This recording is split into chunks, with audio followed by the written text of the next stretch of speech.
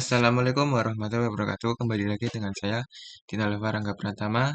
Kini saya akan membahas bab Mikrotik MTDNA berikutnya, yaitu tentang networking model. Ini saya akan membahas yaitu satu konsep, dua TCP dan IP model, ke encapsulation dan decapsulation, yang terakhir OSI layer model. Kita ke yang pertama, itu tentang konsep dari networking model. Nah, di sini konsep dari networking sendiri, jaringan komputer mengacu pada perangkat komputasi yang saling terhubung, serta dapat bertukar data dan berbagi sumber daya satu sama lain.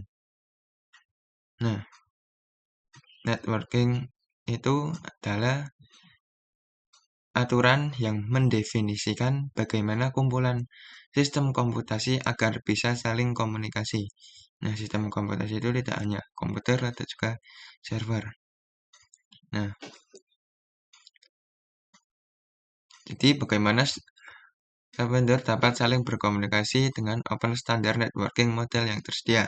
Untuk saat ini, open standard networking model yang tersedia terkenal itu ada dua, nama TCP IP model dan juga OSI model.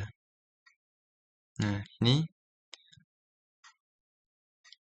OSI model adalah suatu model jaringan yang dikembangkan oleh ISO atau International Organization of Standardization. Model ini dikembangkan oleh ini ya teman-teman, oleh ISO ini. Sedangkan yang TCP IP model yaitu dikembangkan oleh Departemen Pertahanan Amerika Serikat pada tahun 1970-an. Nah, di sini kita dengan adanya bedanya networking, di sini ada before open networking model dan juga after networking model. Nah, dengan adanya model networking yang berbeda, maka akan terjadi masalah. Yaitu di sini contoh pada tahun 1974 IBM membuat sistem arsitektur networking atau sistem networking arsitektur. Nah, dengan model networking yang berbeda, maka akan terjadi masalah, yaitu akan mengalami kesulitan dalam menghubungkan antar vendor. Maka dari itu datang yang namanya networking model atau model networking. Atau model networking sebagai pembuka agar setiap vendor dapat saling berkomunikasi. Nah, jadi dengan atau mengikuti contoh dari IBM ini, pastinya semua vendor bisa membuat model networkingnya dengan yang berbeda-beda. Nah, dari perbedaan model tersebut bisa terjadi masalah yaitu akan mengalami kesulitan dalam menghubungkan antar vendor. Maka dari itu datang ini teman-teman, networking model. Ini ada OSI model yang sudah tadi saya jelaskan dan TCP IP model.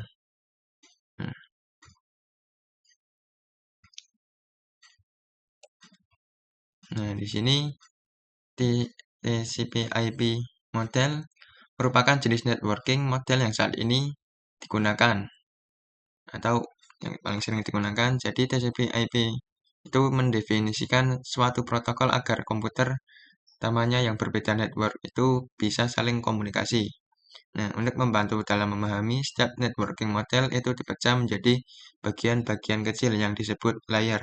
Jadi ini contoh layer-layer. Ini ada application, transport, Nah, kayak gitu lagi. Secara dokumentasi TCP atau IP model terdiri dari 4 layer. Ini 4, the application, transport, internet, network access. Jadi ini adalah atau secara dokumentasi TCP/IP model terdiri dari 4 layer. Namun penerapan dalam real network TCP/IP model lebih mudah untuk dibagi menjadi 5 layer, ada application, transport, network, data link, dan physical. Nah, di sini TCP/IP application layer. Ini saya akan membahas yang application layer berfungsi sebagai antar muka dengan aplikasi, mengatur bagaimana sistem aplikasi dapat mengakses jaringan dan kemudian membuat pesan-pesan berskala. Di antara contoh service dari application layer yaitu seperti HTTP, POP3, SMTP, IMAP, SSH, DSP, dan lain sebagainya.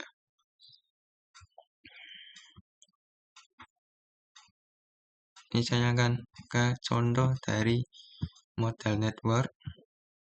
Nah, ini jaringan komputer itu adalah sesuatu yang rumit atau kompleks, baik itu dari perangkat-perangkatnya, media penghubungnya, sampai pada aplikasi yang berjalan di dalamnya. Dan perangkat-perangkat tersebut biasanya diproduksi oleh vendor yang berbeda-beda. Seperti router board, ada yang diproduksi Mikrotik dan Cisco, kemudian web browser yang dibuat oleh Google dan Mozilla, dan lain sebagainya. Dari hal-hal tersebut, disinilah fungsi networking model tersebut perannya untuk memisahkan fungsi-fungsi jaringan komputer tersebut. Nah, bagaimana cara kerja dari networking model? Caranya adalah dengan membuat beberapa lapisan fisik, sehingga non-fisiknya pada setiap lapisan terdapat kumpulan aturan yang harus diikuti oleh setiap komponen, agar dapat saling berkomunikasi dengan komponen yang lainnya. Dengan demikian, dapat disederhanakan bahwa tujuan dibuatnya networking model adalah sebagai acuan aturan yang harus diikuti oleh pembuat perangkat. Nah, di sini ada contoh struktur dari model network dan juga yang tidak menggunakan model network. Model network di sini menggunakan yang OSI model. Di sini ada 7 lapisan, ada application, presentation, session, transport, network, data link, dan physical. Nah, dapat dilihat bahwa yang tidak menggunakan networking model itu tersusun atau disusunnya secara acak-acakan atau tidak terstruktur. Dan pada networking model, maka setiap fungsi jaringan komputer sudah berjalan dengan aturannya. Bukan hanya untuk vendor, dan juga sebagai pengguna dimudahkan dalam memahami.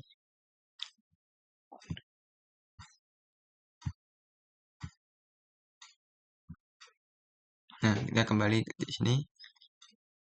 Jadi, tadi fungsi dari application layer itu sebagai antarmuka dengan aplikasi mengatur bagaimana aplikasi yang dapat mengakses jaringan dan kemudian membuat pesan-pesan berskala. HTTP itu digunakan ketika kita mengakses suatu web server. Nah, contoh ini klien mengakses web server. Nah, dari web server ini merequest atau memberikan data-data dari klien tersebut. Sini ada HTTP header di mana dalamnya berisi data-data yang mana kita request dari klien tersebut. HTTP ini dapat memberikan informasi tentang apakah permintaan berhasil diproses oleh server atau tidak. Contohnya sini ya teman-teman. Tadi yang ini. Nah, ini contoh di sini berarti menggunakan kode status HTTP yang 200 karena ini berhasil memuat dari keinginan atau pencarian klien.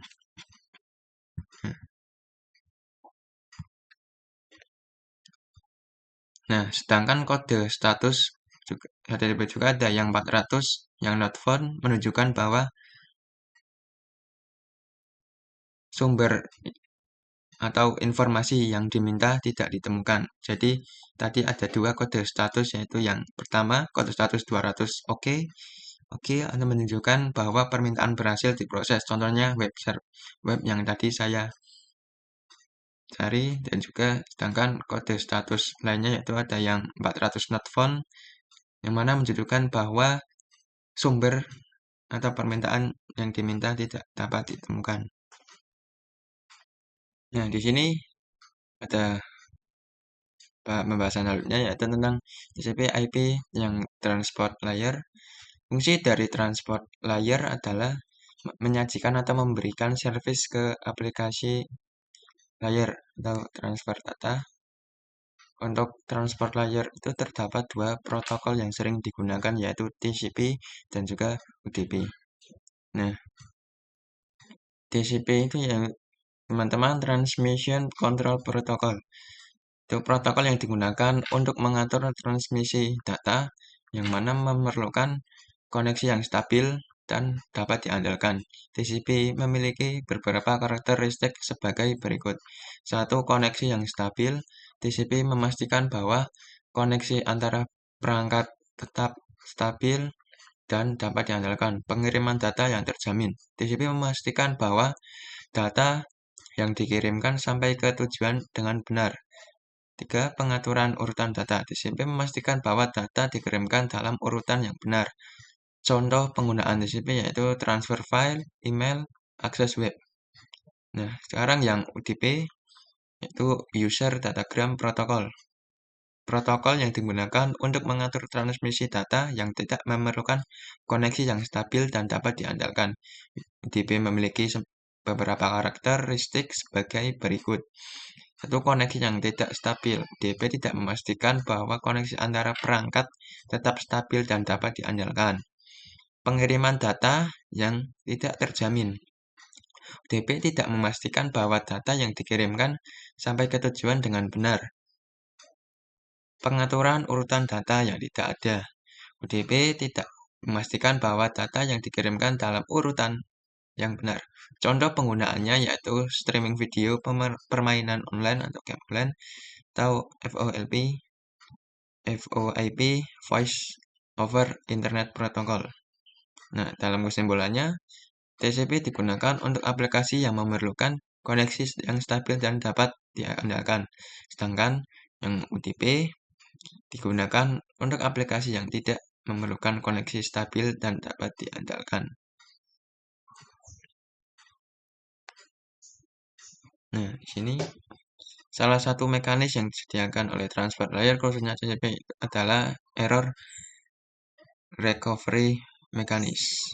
Nah, di sini ada topologi di mana klien mengirimkan request ke web server mengirimkan respon yang terdiri dari TCP segmen 1, HTTP header, data.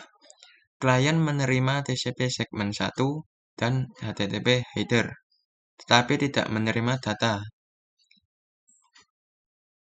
Klien mengirimkan TCP segmen 2 yang merupakan acknowledgement untuk TCP segmen 1.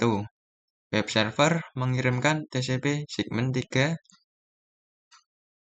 yang berisi data yang hilang.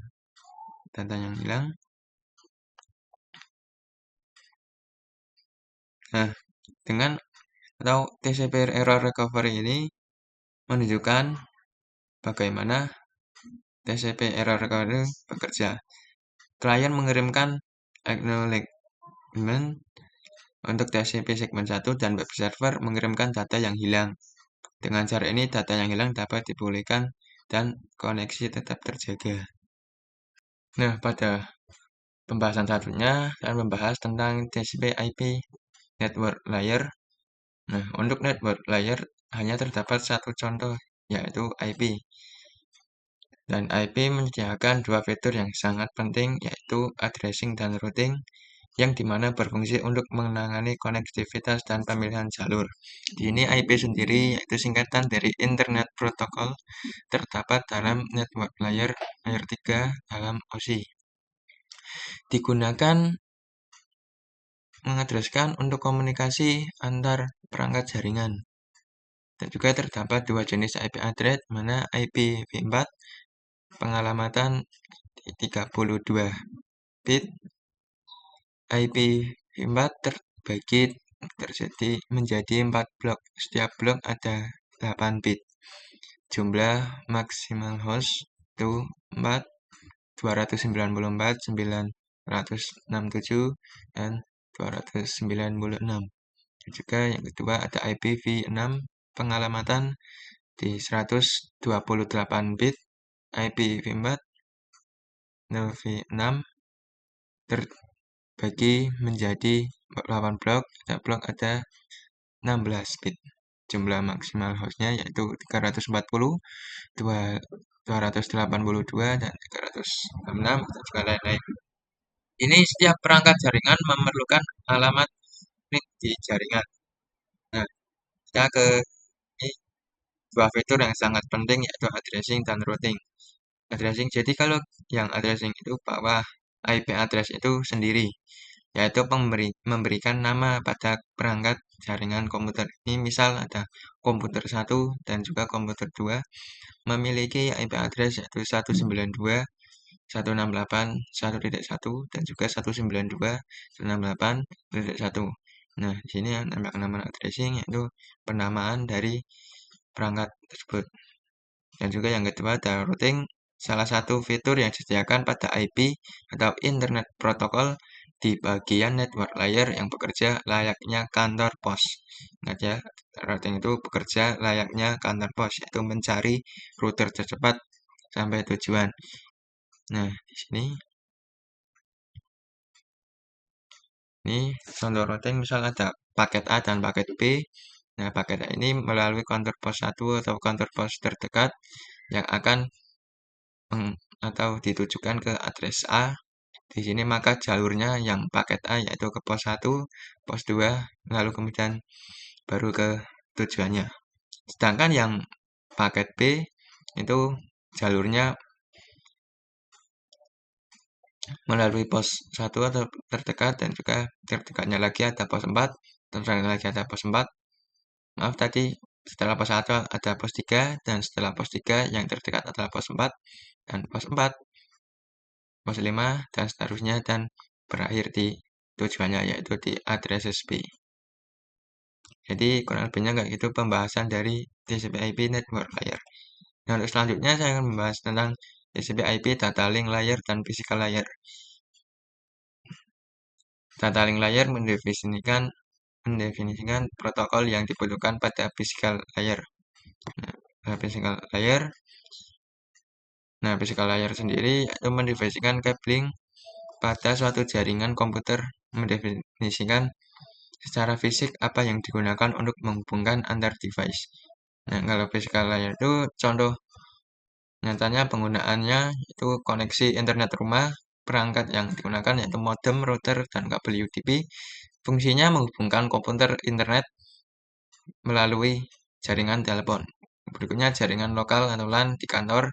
Perangkat yang digunakan yaitu kartu jaringan atau NIC, switch, dan kabel UDP. Fungsinya menghubungkan beberapa komputer dalam satu kantor.